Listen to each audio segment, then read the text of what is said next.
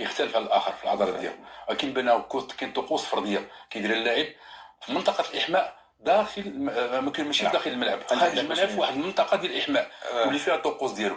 كيقدر يهيئ العضلات ديالو، كل واحد عارف ديالو. كاين العضلات اللي كتكون يعني رقيقه، كاين العضلات اللي كتكون هذا، وخصو يهيئها قبل ما يدخل الاحماء داخل الملعب. انت راك عارف كدار في الفيزياء. شوف كاين واحد الطريقه روسيه كيكون البرد، فكدير يعني حركات في داخل مستودع الملعب. ولكن باش ناكد داكشي اللي قال، ليكسبوزيفيتي يعني ديك القوه الانفجاريه من كديرها خصك ديرها في الملعب. في الملعب ما ديرها فيتاس، علاش؟ باش تكون مهيئ من الدقائق الاولى. خصوصا حنا كما قلنا غنبغيو من الاول يعني نضغطوا. اكيد بان خص تكون العضلات مهيئه باش ما يكونش هناك باش ما يكونش شي اصابات اولا، وباش كذلك يمكن لك انت تفوت الخصم. صحيح. لان عارف بان خصك تفوتو يعني وتكون مهيئ. هذا من جهه اخرى كاين اللي كدير بالكره عاوتاني. شنو الطريقه ديالك؟